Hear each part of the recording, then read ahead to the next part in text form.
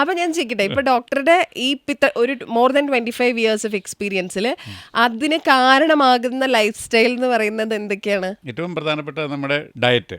അപ്പോൾ ഡയറ്റിൽ നമ്മൾ കൂടുതലായിട്ടുള്ള റിഫൈൻഡ് ഫുഡ് കഴിച്ചു തുടങ്ങുക. അതായത് ഇപ്പോൾ കാർബോഹൈഡ്രേറ്റ് എടുത്താൽ തന്നെ നമ്മളിപ്പം ചോറ് കഴിക്കുക നമ്മൾ അരി പോളിഷ് ചെയ്ത് വെള്ളയാക്കിയാണ് നമ്മൾ കഴിക്കുന്നത്. അല്ലെങ്കിൽ ഇപ്പം നമ്മൾ ഗോതമ്പ് പൊടിയാണെങ്കിൽ നമ്മൾ ഗോതമ്പ് പൊടിയല്ല, അവനെ നല്ലപോലെ ക്ലീൻ ചെയ്ത് അവൻ്റെ തവിടും എല്ലാം കളഞ്ഞതിന് ശേഷം അവനെ നമ്മൾ മാവാക്കിയിട്ടാണ് നമ്മൾ അപ്പോൾ അതുപോലെ ഷുഗർ ആണെങ്കിലും നമ്മൾ അതിൻ്റെ ക്രൂഡ് ഫോം അല്ല, അവനെ റിഫൈൻ ചെയ്ത് നല്ല വെളുത്ത പഞ്ചസാരയാക്കിയാണ്.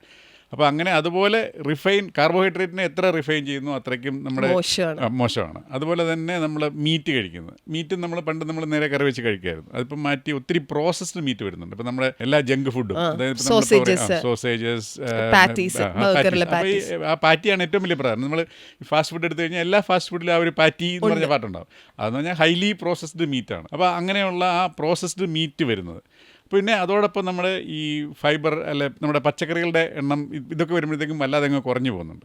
അപ്പോൾ ആ കുറവ്, പിന്നെ പഴവർഗ്ഗങ്ങളുടെ കുറവ്, ഇതെല്ലാം കൂടെ വരുമ്പോഴാണ് നമ്മുടെ ആ ഡയറ്റിൻ്റെ ഒരു പ്രശ്നം വരുന്നത്. പിന്നെ അതിനോടൊപ്പം നമ്മളുടെ വ്യായാമക്കുറവ്, ഇത് മിക്സ് ചെയ്യുമ്പോഴാണ് അതാ പറഞ്ഞത് ഒരു ലൈഫ് സ്റ്റൈൽ ഡിസീസാണ്. പിന്നെ ചില ദുശീലങ്ങൾ, നമ്മുടെ സ്മോക്കിങ്, ആൽക്കഹോൾ ഇൻടേക്ക്, അതൊക്കെ വരുമ്പോഴത്തേക്കും അങ്ങനെ വരുമ്പം ഇതെല്ലാമാണ് വിവിധ തരത്തിൽ വിവിധ ക്യാൻസർ ഉണ്ടാകുന്നത്. അപ്പോൾ ഇതൊരു ലൈഫ് സ്റ്റൈൽ ഡിസീസാണ്, പ്രൊവൈഡഡ് നമ്മുടെ ജനറ്റിക് ഫാക്ടർ മാറ്റി നിർത്തി കഴിഞ്ഞാൽ. അതായത് ലൈഫ് സ്റ്റൈൽ നിങ്ങൾ വലിയ കുഴപ്പമില്ലാത്തൊരു ലൈഫ് സ്റ്റൈലിൽ പോകുന്ന ആളാണെങ്കിൽ ദർ ആർ റെയർ ചാൻസസ് എന്ന് പറയാം അല്ലേ, ഇറ്റ് ഇസ് വെരി റെയർ അങ്ങനെ വരുന്നത്.